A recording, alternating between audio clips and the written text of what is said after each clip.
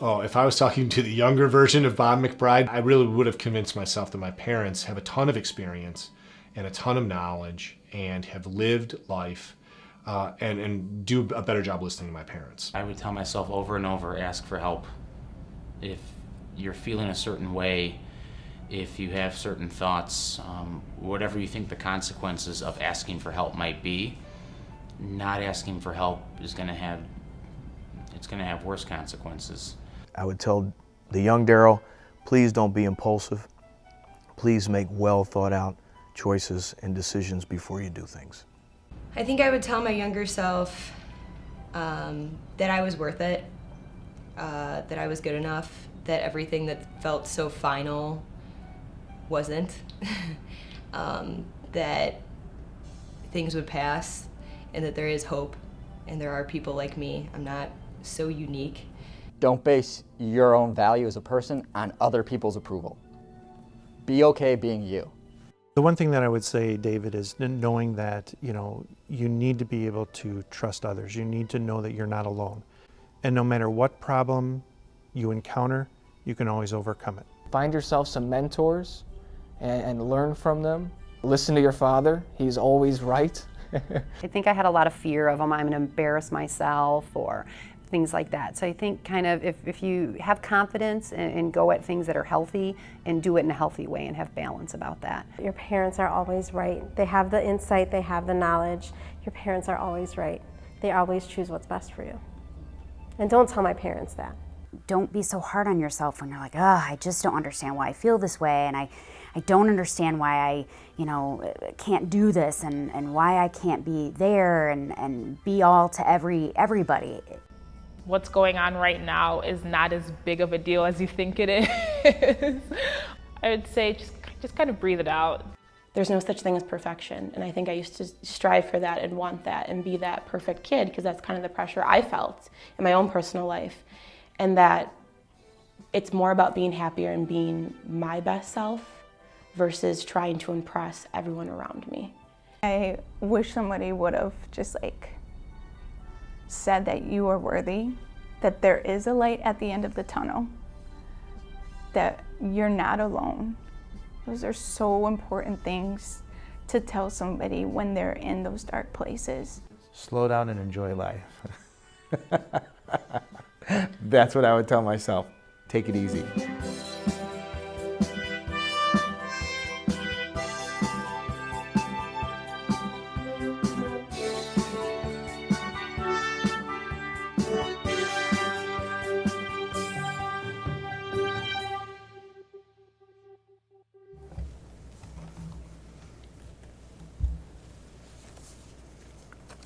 Okay. Good evening, everyone, and welcome to the 2018 State of the Kids Community Report. Thank you so much for making the time to come out today to talk about and hear the results of this survey that we're going to present today.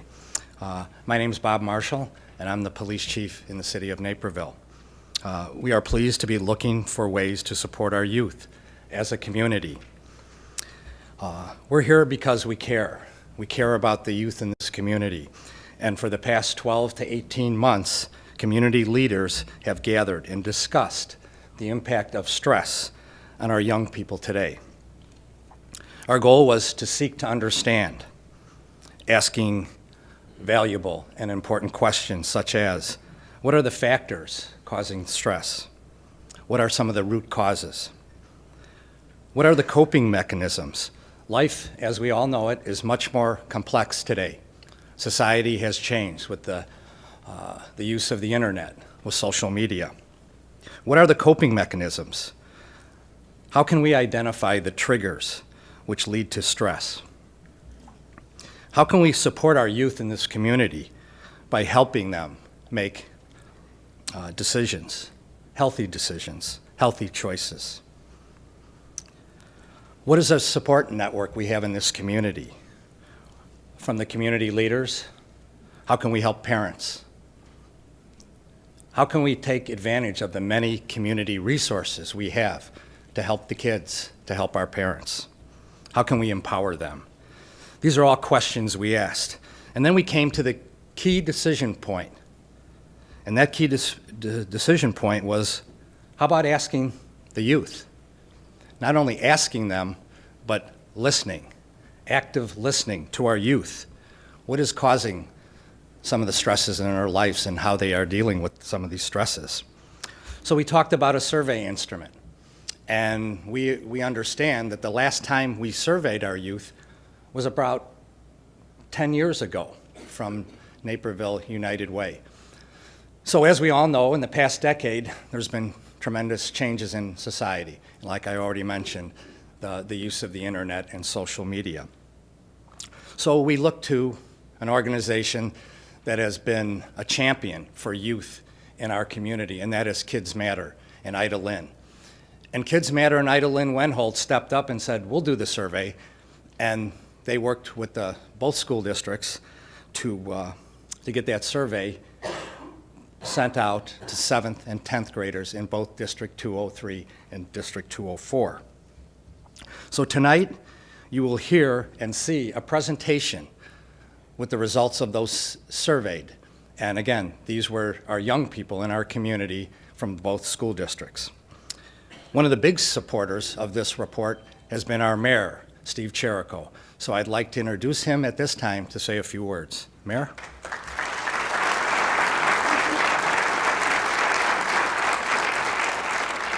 Thank you, Chief. Well, seeing you all here tonight, thank you for being here. It's really a testament to why Naperville is such a great community, because we all come together as parents, families, organizations, faith groups to support our youth, and that is really, really a big thing right now.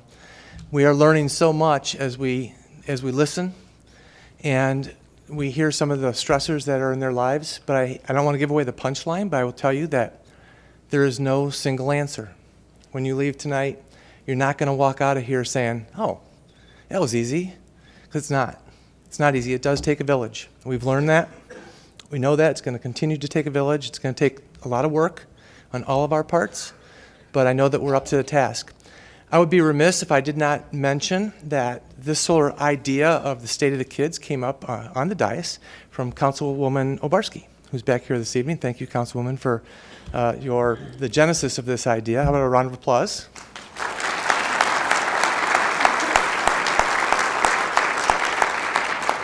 I think you're going to find the information that's provided this evening is very comprehensive. It's also very complex. There really is not a single answer to what is going on in our children's lives right now.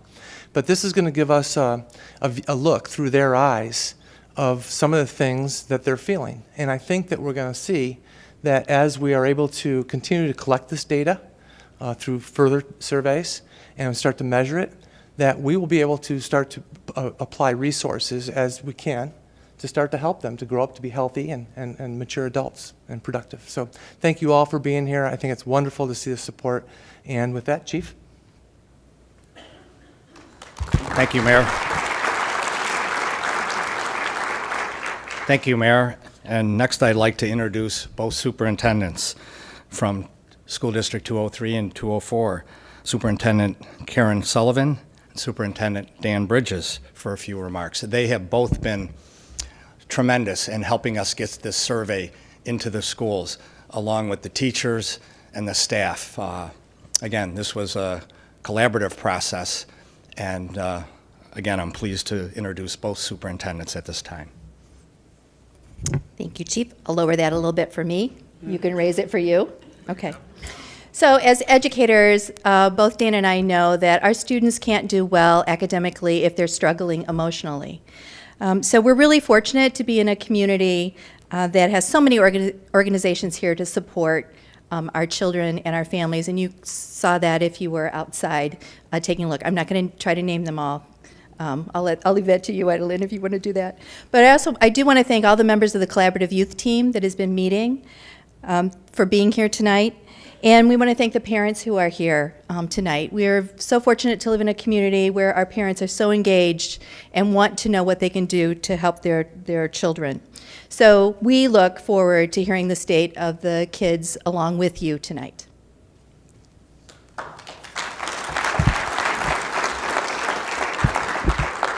Again, good evening and welcome. I'd also like to make sure that we thank a couple important people in this process. Chief and Mayor have already mentioned it, but Idalyn, thank you for your leadership with Kids Matter and always putting kids first in this community. So your leadership in where we are tonight is much appreciated. Thank you so much. Let's thank Idalyn. And Dr. Schuck, your work, thank you for the tireless effort that you've put in and being open and willing to the feedback that you've heard from people in both school districts and our community partners on how we best present this information to our community in a way that is meaningful and useful to us all. One of the belief statements that District 203 holds is that an exemplary school district is the result of a collaboration among students, staff, parents, and community. And I know that's true in Indian Prairie District 204 as well. And for tonight's purpose, we're going to change that a little bit. An exemplary community is a result of collaboration among the children, their parents, teachers, and its whole community. Because that's really what this evening reflects, because what you're going to hear tonight has inputs from all of those groups. And that's what makes this community what it is. And that's what makes our schools what they are. It's the involvement and the investment and the interest of our entire community. On behalf of both superintendents and the entire leadership group, thank you to our parents who are here tonight, who are interested in hearing more about how to best support our kids. Thank you to our community partners who are here tonight, welcoming you as you came in, who are in the room now, ready to be a part of the solution in this community to help our kids and ensure that they're successful academically, socially, and emotionally. Thank you very much for being here.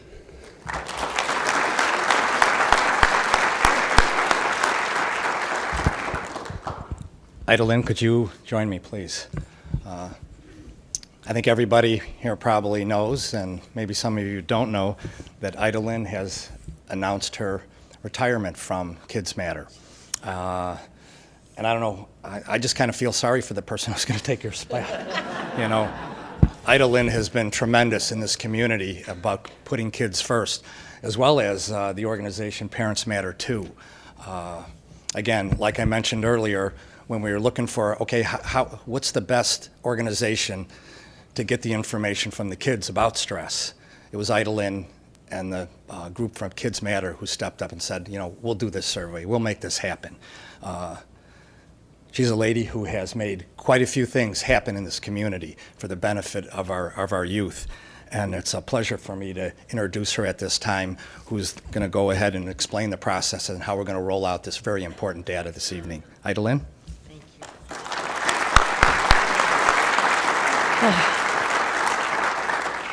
Well, thank you all so much for being here. I think what's so exciting about looking out into this audience is that we are all people who are passionate about the health and well-being of our kids. And we're gathered here to talk about a 6-letter word, stress, but we wanted to do an informal stress test before we get started. So I'd like you to think about your day and think about whether you had moderate or maybe high stress at any point during this day. If you did, please raise your hand and be honest. Moderate to high? I did. Okay, good. All right. Well, you know, that is inevitable. In all our lives, we bump up against this. And we know that as adults, if we do, our kids do. And in fact, you're going to hear some of the survey results that share that 70% of our 7th graders and 77% of our 10th graders say that they do experience moderate to high stress on a daily basis. So a little bit about Kids Matter for those not familiar. Our mission, in a nutshell, is to build resilient young people who say no to destructive choices and yes to endless opportunities. And every Kids Matter program and event, our Parents Matter 2 initiative, they all focus on prevention, on building resilience by building confidence and self-esteem, positive values, healthy boundaries, social competencies. But we all know that there is no Naperville bubble, that all of the issues of this world that are outside of our boundaries have permeated the lives of our own kids and our own families. That is the reality that we deal with. But the good news is this, that we are a community, as you can see, that links arms, that says our young people are one of our top priorities, if not the top priority. And that, to me, is so gratifying to see people come together for that purpose. This is truly a community initiative. It involves, as you can see, everyone from our mayor and our city council people that are here this evening, to our police chief, to our school superintendents, to our social service organizations, to our business partners, to all of you as parents. This is a community initiative. And that is why we know that we can make a difference, because of that network. But why is stress worth studying? Well, we realize that nationally, obviously this is an issue. And we look to an organization called Partnership for Drug-Free Kids. And they have done research on a national level and have found that 61% of young people say that stress has a great impact on their life every day. 61%. 49% say that they are not able to really manage that stress well, that they have trouble focusing. And of that group, 11%, 1 out of every 10, say that they have felt compelled to use alcohol or prescription drugs in order to cope with the stresses that they're dealing with. They're the national stats. But what are ours? We thought it was worth finding out what our kids are dealing with regards to stress. We actually did this 10 years ago. As Chief Marshall mentioned, we did a survey for the United Way.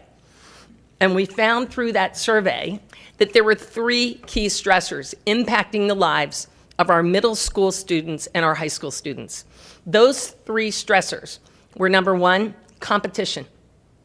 Competition in academics, athletics, and materialistic things. Second stressor, over-involvement in activities. Kids scheduled early morning to late at night with no downtime. And the third stressor was perfectionism as opposed to personal best. What we realized, as Chief Marshall says, that over these 10 years, so much has happened. And so a current survey will help us look at the past stressors, compare them to our current day stressors. So much has happened. As he mentioned, social media. Kids are connected 24/7 now if they choose to be. Throw in cyberbullying that happens because of the digital world. Throw into that the issues that we have struggled with as a community 5 years ago, losing 12 young people to heroin overdoses. There's a lot that has happened in their lives.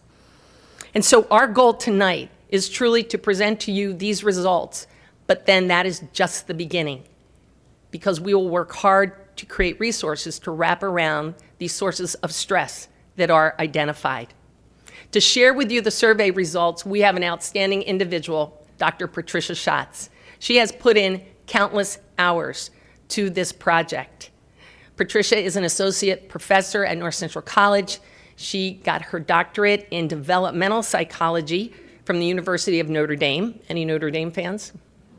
Okay, there you go. And she has done over 18 years of research in the areas of parent, child, and family development.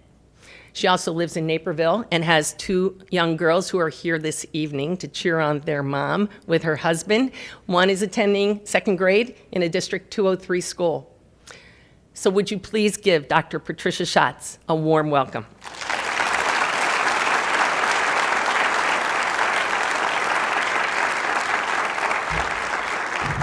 Good evening. I'm, of course, a little stressed. I'm sick, so.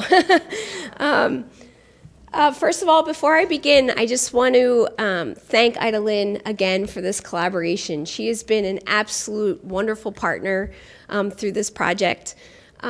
We started this project about 1.5 years ago. She asked me to coffee, and I will be honest, I did not know what I was getting myself into, but Ida Lynn is so passionate and so committed to helping our kids that anyone who knows her knows that when she asks, you say sure.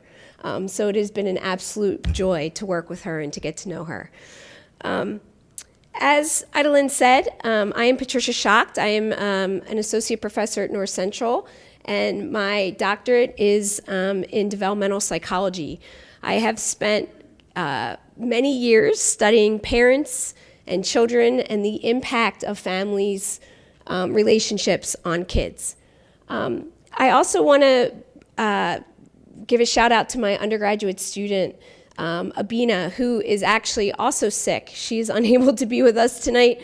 which is heartbreaking because this project would not have happened without her. She's an undergraduate senior at North Central, and it's going to take me a really long time to write her recommendation letters because she's just amazing and there's so much to say. So if she was here, I would have her stand, but obviously she is home with the flu, unfortunately. Okay, so what is tonight going to look like? What will our journey be? First, I'm going to give you a little bit of background information about how we got here, how we started this process. Then I'm going to talk a little bit about the survey itself, what it looked like, how we developed it. Then I'll talk about the results, which I think is what the majority of you are here to listen to. And then we're going to talk about what's next. So what are our plans? What are we going to use this information for? Okay, so some background information. When Idalyn and I met over a year and a half ago for coffee, we really sat down and kind of talked about what we wanted to do. And really, we wanted to increase our understanding about stress. We wanted to understand what is happening to our kids and why certain things tend to stress kids out more than others. We wanted to identify which factors are causing our kids stress. And in particular, which coping strategies, both positive and negative, are adolescents using to deal with stress. The mission of Kids Matter is to help kids make healthy choices. And so we wanted to know whether or not they were or are making healthy choices, and if not, how we can help them make better choices. My favorite part of this project all along has been this goal that we accomplished. I really wanted to listen to our kids. I wanted to ask them, what is happening? What are you experiencing?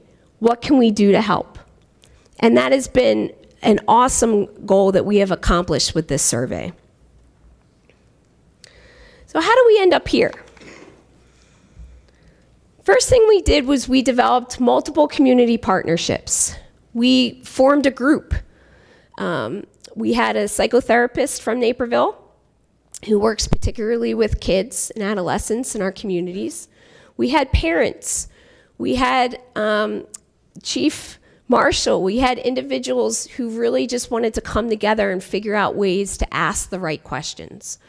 Once we drafted the questions and figured out exactly what it was that we wanted to ask, we did a lot of pilot surveys, meaning that we asked youth groups to give us information to answer the questions. I took it to several of my classes at North Central College, and I actually have some students here who helped pilot the survey. Once we had results from those pilots, we then asked them what was good about it and what was bad. And then with that information, we did lots of drafts, multiple drafts over and over again to make sure that we were asking the questions the way that they should be asked and that we were getting to the heart of what we needed to know. Once we had a really good draft of the survey, we then took it to the schools. The schools have been such a great collaborative partner in this process because they really have helped us figure out what exactly our kids in 203 and 204 should be asked and what is important for us to ask them about. And then finally, the last step was I took this survey to the Institutional Review Board at North Central.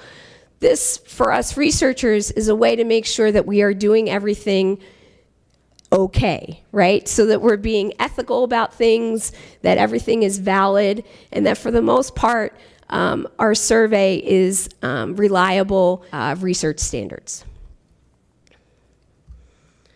So then what do we do? How do we kind of get this process going? The first thing we did was we asked the parents. All of our participants are under the age of 18, and so we need permission from you guys to make sure that it's okay to ask them these questions. We then asked the kids for permission. We wanted to make sure that they knew that they didn't have to take the survey, that they didn't necessarily have to finish the survey if they didn't want to, And then also everything that we asked them, their answers would be confidential. So we would never put their name to any of the specific answers that they had.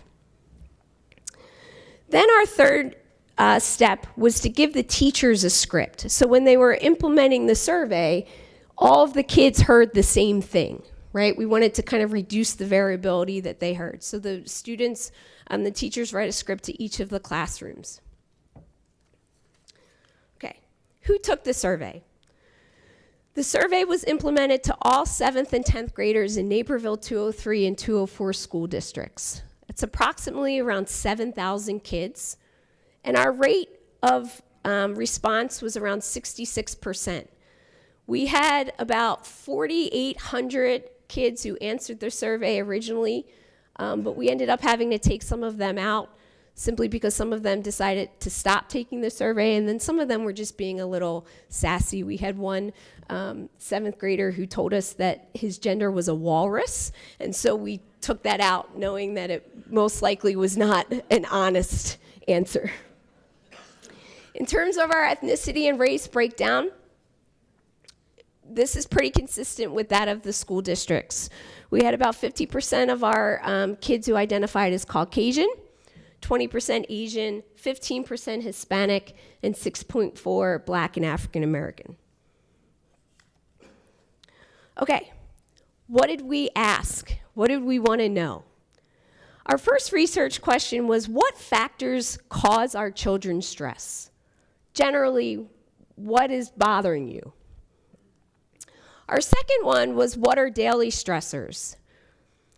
Third is, what coping strategies do kids use to deal with stress?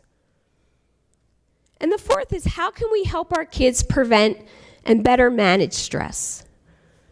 Before I get into the answers to these questions, I do want to give a little overview of how we defined stress for these kids and also why we were interested in knowing about stress.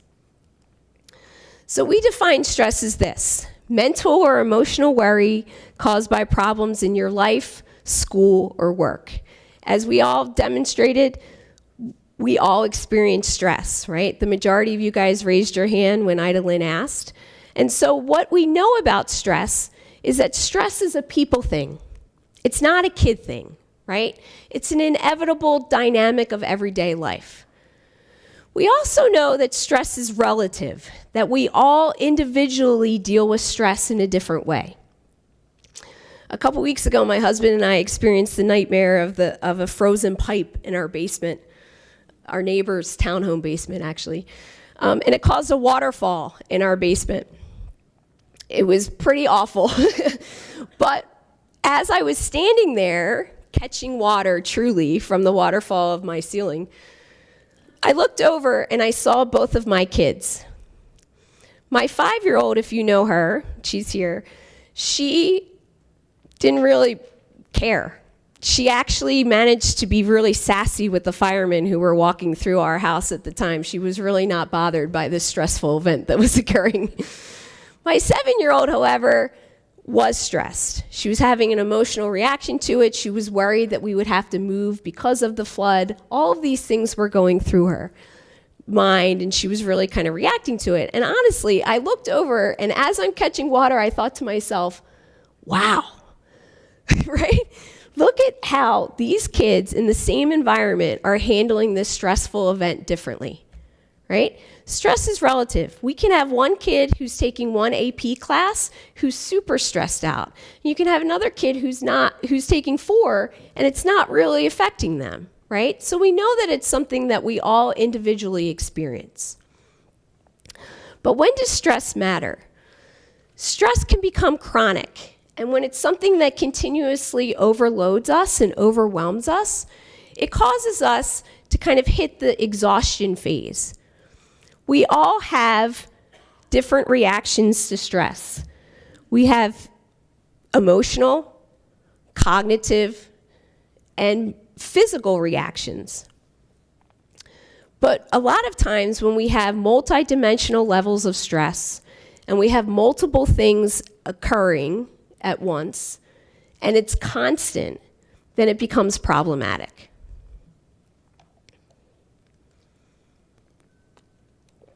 So here are our results.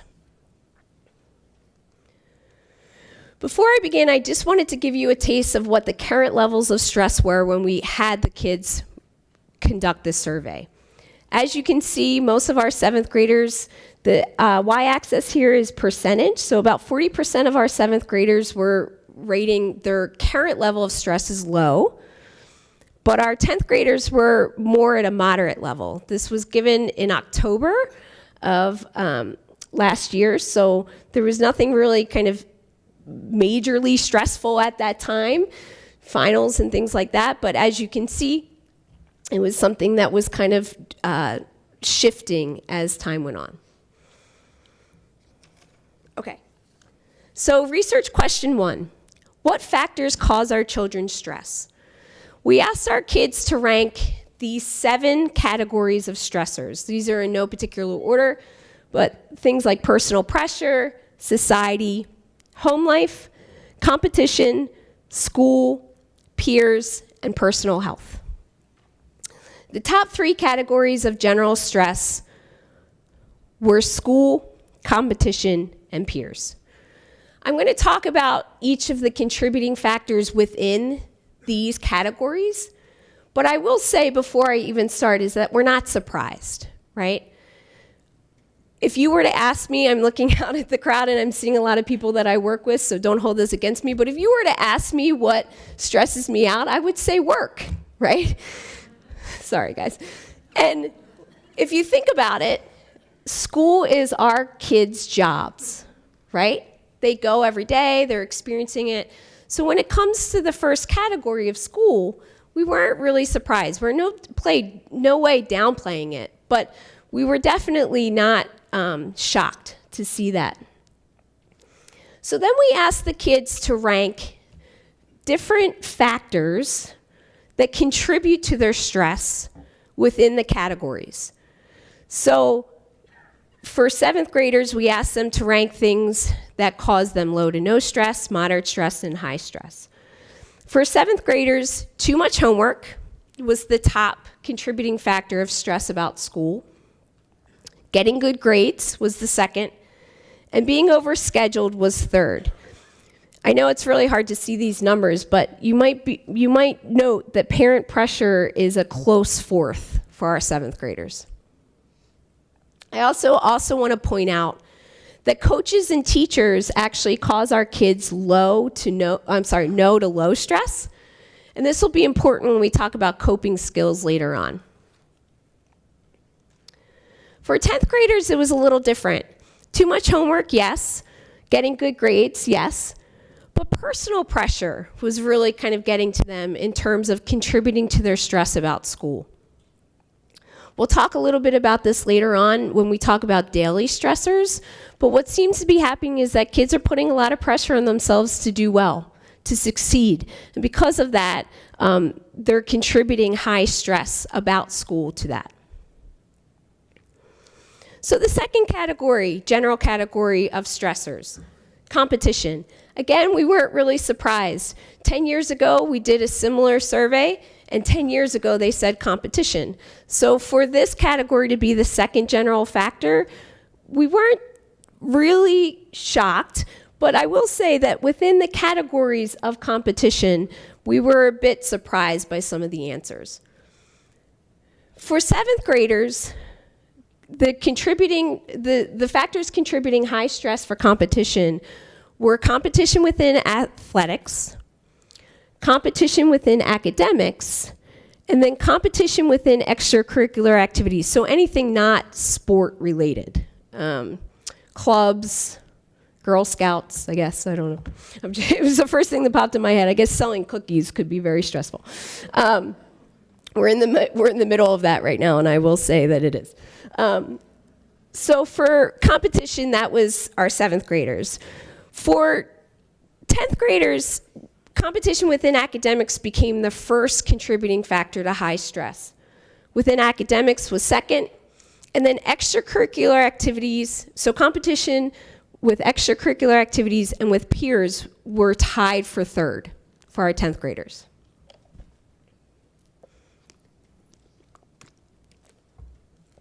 I mentioned that we were a little surprised. And the one thing that we were surprised about was the competition with material possessions, because that was not stressing them out. And in addition with social media is stressing them out for another reason, but it's not necessarily that they're competing with one another, it's that they're constantly kind of experiencing it, and I'll talk about that in a second. Okay, the third category, peers. We asked our kids to rate what factors contributed to their high stress in relation to peers. And social standards was identified as things like fitting in, being part of a group, feeling as if you had someone that you could rely on. 37% of our 7th graders say that that causes them high stress. 28% of our 7th graders say that bullying causes them high stress in relation to peers, which, as someone who has done research with bullies and bullying, this was highly disturbing to me. We asked the kids whether or not their significant other causes them stress, and then in addition, whether or not a lack of a significant other causes them stress. And as you can see, parents of 7th graders, not having a significant other is causing our 7th graders a bit of stress.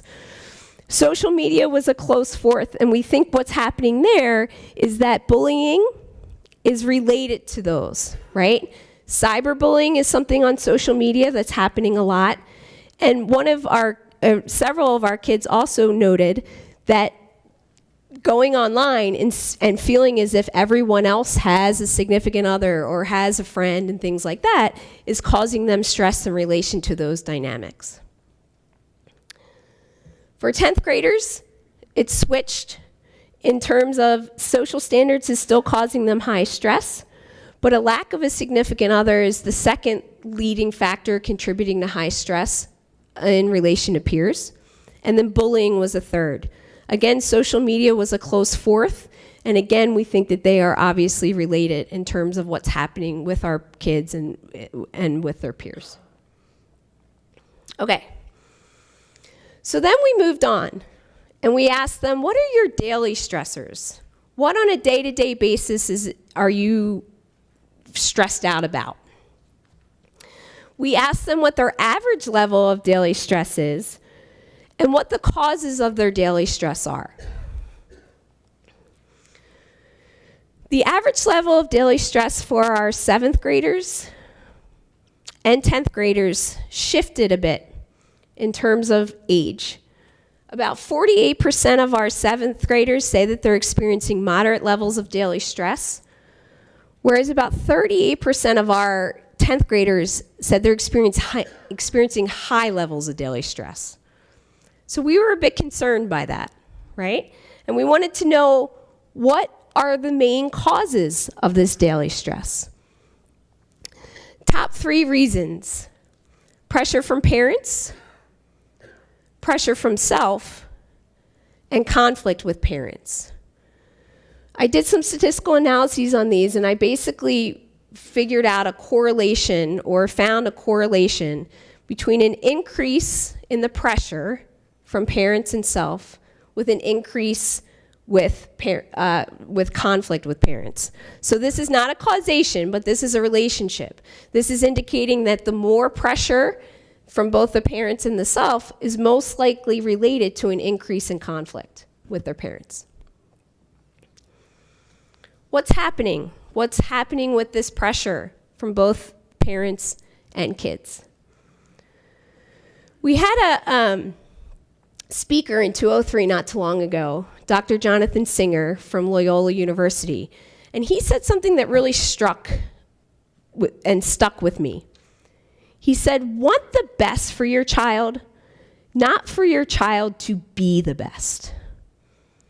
And as I'm reading all of these quotes from our kids, this has been something that I have really kind of thought about and that has kind of ruminated in my mind over and over again. It took the Cubs 108 years to win the World Series, right? To get that trophy. A lot of times what's happening is that we think that them getting that trophy is what's best. but maybe that's not what is best, right? Something else that was kind of disturbing, 53% of our 7th graders say that personal expectations cause them daily stress, and 77% of our 10th graders say the same. Again, those numbers are pretty significant in terms of the fact that they're putting a lot of pressure on themselves and experiencing daily stress because of that pressure. What we then did was ask them about this pressure, about the daily stress. And so I have some quotes here from the students themselves in regards to what they're experiencing and the stresses that they're having. I'm going to put them up here so you guys can read them as they go through.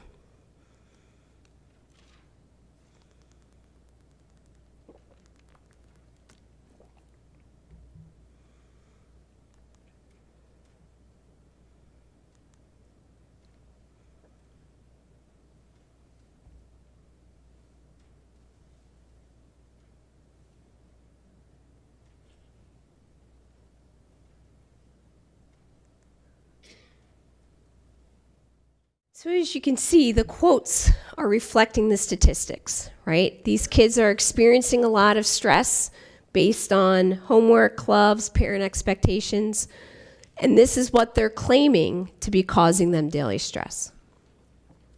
We then ask them about their daily stress and how it impacts them on a daily basis. Specifically, we asked them, does your stress make it difficult for you to perform your daily tasks? 40% of our 7th graders said yes, while 50% of our 10th graders said yes. When we asked them why, they basically said that it's so overwhelming that they can't concentrate. They lose track of what they're working on, they worry and therefore get off task, and they can't focus. Remember, when does stress matter? When it becomes chronic, multidimensional, and when it overwhelms all parts of our lives. Based on these and based on these answers, we then wanted to know what they're doing to cope with it. So we asked them, what coping skills do you use to deal with stress? Good news to start out with. The majority of our kids are watching Netflix. I can relate to this. I've been watching The Crown a lot in relation to my coping with my stress. It's a great show. I don't know if anybody's watching it. They're also playing video games, maybe a little bit more than we would like them to, right? Listening to music and spending time with others. So healthy behaviors to cope with their stress. We then asked them about some negative behaviors. 7th graders, we asked them whether or not they are turning to alcohol and drugs in response to stress. 98% of our 7th graders said they never drink alcohol in response to stress. Again, good news. 99% don't smoke, and 99% said they do not use drugs not prescribed to them in response to stress. One of our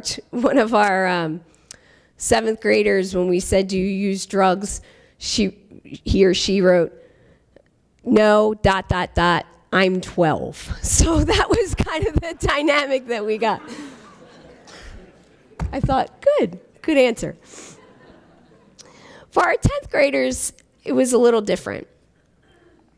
84% never drink alcohol in response to stress, but 16% do. 11% said rarely, and 5% said sometimes. 98% of our kids, our 10th graders, don't smoke in response to stress, and 95% do not use drugs not prescribed to them, but 6% do, or 5%, sorry. No, 5. Sorry. 3% said rarely, 2% said sometimes, and 1% said often. When we're asking them about the drugs, it's actually 6%, sorry about that. When we're asking them about what drugs they use, they said marijuana, pain pills, Xanax, and Adderall. When we asked them where they're getting it, They said their parents' medicine cabinet or they're buying it from someone they know.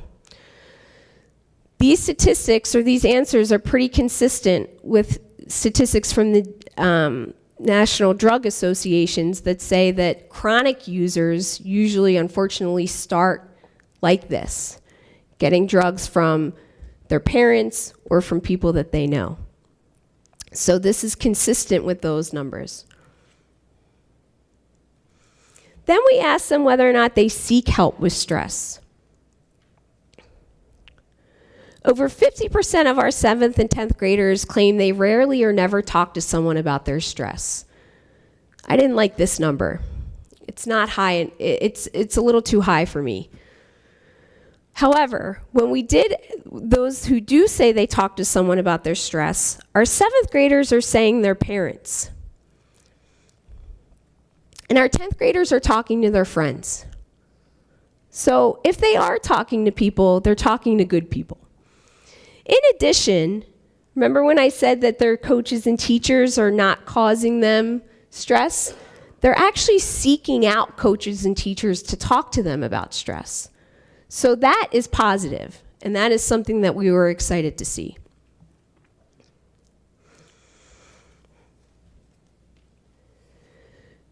Because of this and the statistics that we found, we then wanted to know how we can help our kids prevent and better handle stress. We asked our kids what they need in order to better manage their stress. Our 7th graders want less homework. Our 10th graders want more time. I'm not sure how I'm going to do that, but. And both of our 7th and 10th graders actually want better sleep. They want more sleep, and they want better quality sleep. Then we asked them to tell us about it. Basically, we flat out said, what can we do to help you? And these are just some of the quotes that our students gave us, or answers that they gave us to that question.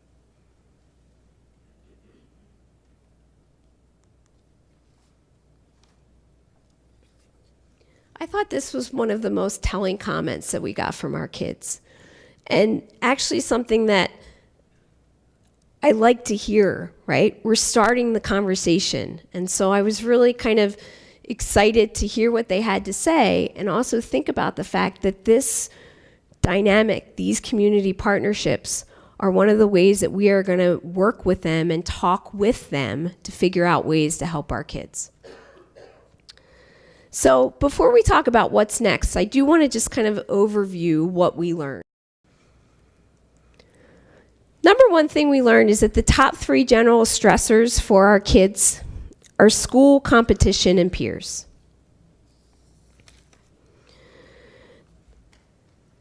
Number 2, the main causes of their daily stress are pressure from parents, pressure from self, and conflict with their parents. Number 3, some kids are turning to negative behaviors, but most are using healthy coping skills. And number 4, kids want to be educated about stress. They want to feel safe, and they want to feel understood.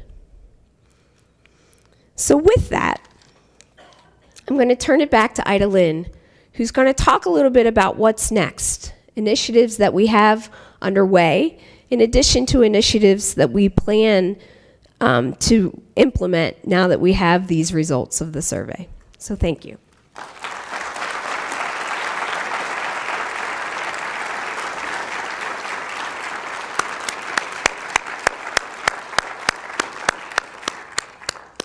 you think she did an incredible job? That was amazing.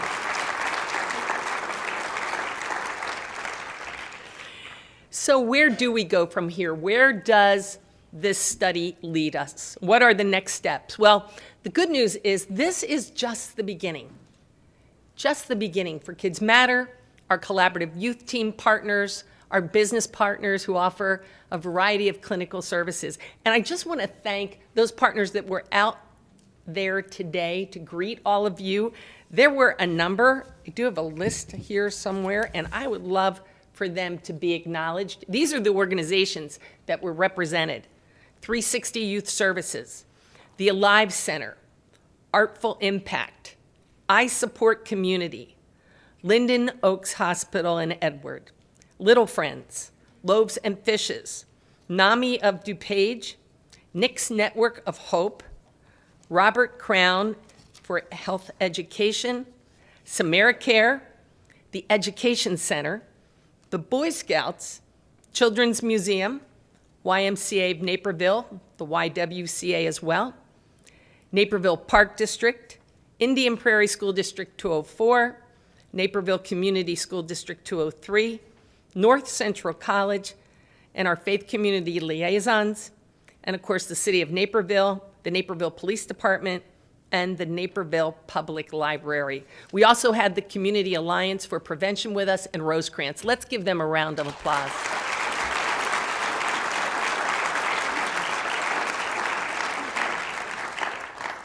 You know, I think what is so gratifying that you can see tonight is that we are in this together. Naperville is united in its efforts to ensure that our kids can grow up healthy and caring and competent despite these stressors. And why? Because we're united in our efforts to do exactly that. And we already have 2 resources that we have developed. One is called a crisis text line. And that crisis text line, as you can see, is a great way for our young people to reach out and get help. This was developed by the collaborative youth team, but I need to give kudos to Irene Levenis, a social worker for the police department. Irene took this over the goal line. This took a lot of time to make happen. But our kids are comfortable with texting. And so if they text REACH 741, they can connect to a person who's a trained professional. That is just to me such a great, great resource. We also have one called Ask the Expert Live. Parenting isn't easy. We know that from this evening. And we know that, I hate to say it, that we are often the cause of stress. And we've seen that from our results. But the good news is this. This resource has been created so that parents can get help, can get support, they can learn about free parenting strategies because this is at no cost. So you have 2 opportunities. You can go to our Parents Matter 2 website. There is a landing page there, and you can connect to a professional by phone or online. It connects you to Linden Oaks Navigator system. They will connect you to any of 1,500 resources. Or you can choose to reach out and set up a time to meet at a casual location for a casual conversation about your concerns. Again, at no cost. And we need to recognize Linden Oaks, SamariCare, the Education Center, also Edgewood Clinical Services, and Susan Meichert and Associates. They are offering this service free of charge. Could you give them a round of applause?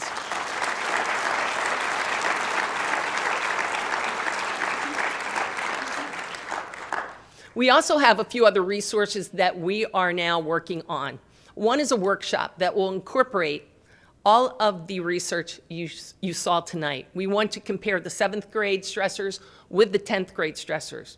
We're going to include what we call lifelines to life-saving resources through all of these wonderful partners that you were introduced to. This workshop will be offered in a variety of locations. We hope within our schools, PTSAs, home and schools, faith communities, our Naperville Moms Network. But we also are going to incorporate that information into a video so that you can access it online if you're not able to attend a workshop.